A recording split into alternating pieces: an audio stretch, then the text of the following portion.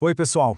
A história do Mato Grosso do Sul guarda cada pergunta fascinante. Uma delas fala sobre um povo a cavalo que era tão poderoso, mas tão poderoso, que conseguiu barrar a colonização por séculos. Mas afinal, quem eram eles? É isso que a gente vai desvendar agora. Quem foram os verdadeiros senhores do Pantanal? Essa aqui é a pergunta central que vai guiar a nossa conversa. Por muito tempo, a imagem que se tinha era de um obstáculo quase impossível de superar ali no meio das planícies do Pantanal. Entender quem era esse povo e como eles chegaram a esse poder todo é uma das histórias mais incríveis da América do Sul.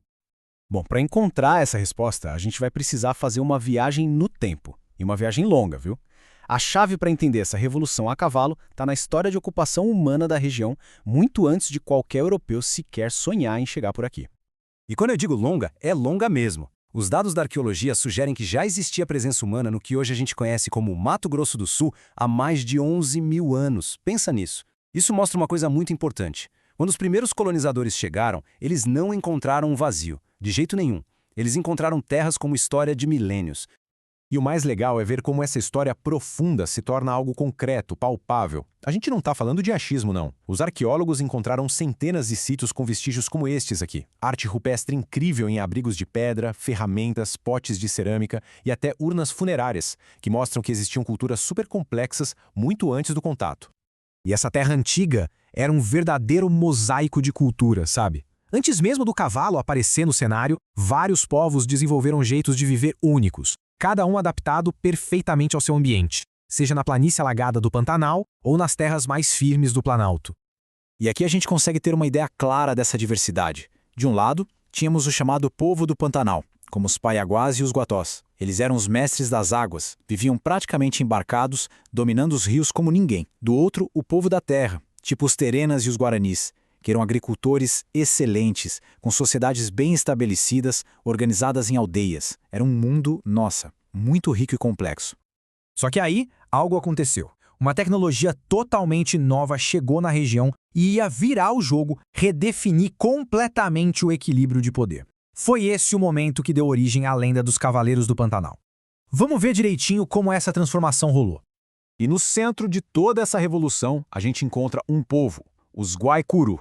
Originalmente, eles eram caçadores-coletores, andavam a pé e já tinham uma fama de serem muito ferozes, com uma cultura guerreira bem forte. Eles vieram da região do Chaco para o Pantanal, ocupando um espaço e encontrando um cenário totalmente novo para a sua história. Então, aqui está o pulo do gato. Por volta de 1650, os Guaicurú dominaram o cavalo. E essa nova mobilidade, nossa, transformou eles numa força militar avassaladora. Em poucas décadas, eles foram de um grupo a pé para a cavalaria mais temida da região. No século XVIII, eles eram os donos absolutos do Pantanal. E por causa disso, atrasaram a colonização em mais de 200 anos. É impressionante.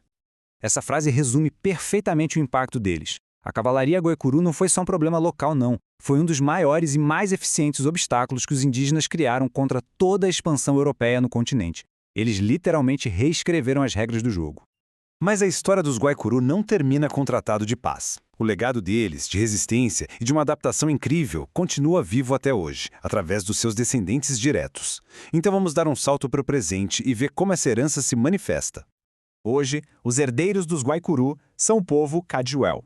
Eles são o único subgrupo que sobreviveu e carregam com muito orgulho essa tradição dos índios cavaleiros. A aliança deles com o Brasil na Guerra do Paraguai foi tão importante que eles foram recompensados pelo próprio imperador com um território imenso, a Reserva Cadiuel, onde até hoje o cavalo continua sendo uma parte central da cultura deles. E assim a gente resolve o mistério. Os índios cavaleiros eram os Guaicurú, que hoje conhecemos como Cadiuel. E a história deles deixa a gente com uma reflexão final. Talvez não foram só as armas ou os grandes impérios que definiram o destino das Américas. Foi também a capacidade incrível de um povo de pegar uma ferramenta nova e com ela se tornar senhor do seu próprio destino.